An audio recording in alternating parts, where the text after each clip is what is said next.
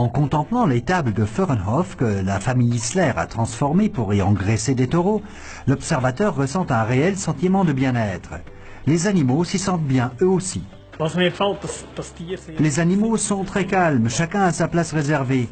Dans le troupeau, on assiste rarement à des bousculades. Les performances sont bonnes également.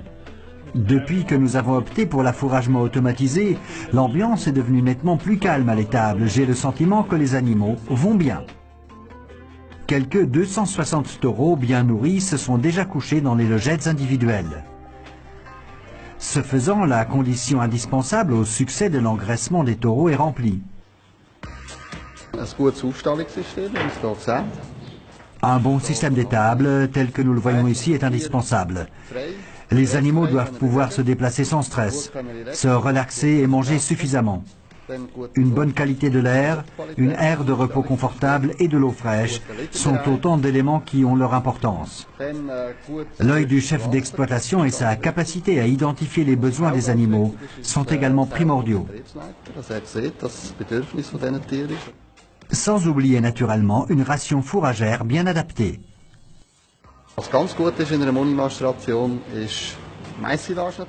L'ensilage de maïs et les composants énergétiques sont bien entendu d'excellents fourrages. Les pulpes de betterave ont également fait leurs preuves. Cela signifie que la concentration en énergie de la ration doit être aussi élevée que possible. La ration doit être complémentée avec les composants protéiques nécessaires. La ration doit bien entendu être assez riche en structure, sous forme de fibres. Une part de 10 à 20% d'ensilage d'herbe est recommandée. Le fourrage de base doit être d'excellente qualité. Pour analyser quelle est la composition de la ration la plus judicieuse, nous nous appuyons sur UFA-V-FOS.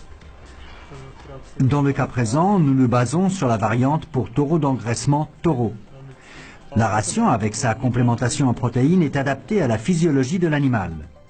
À cette occasion, une grande attention est accordée à l'activité des bactéries présentes dans la panse. Les bactéries de la panse doivent bénéficier de conditions aussi favorables que possible. La distribution de 8 repas, dont 2 avec une complémentation en concentré, favorise la transformation constante et quotidienne des nutriments en viande musculaire. Il est ainsi possible de réaliser d'excellents accroissements. La commercialisation de cette viande de qualité intervient via la boucherie du village, ainsi que sous forme de SQB à travers Anicom. Thomas Isler apprécie l'affouragement automatisé en raison des rations mélangées extrêmement régulières qu'il permet de distribuer. Cela a un impact positif sur les quantités de fourrage consommées. Thomas Isler investit le temps qu'il gagne grâce à l'automatisation de l'affouragement pour se consacrer davantage au bricolage et à la vie de famille.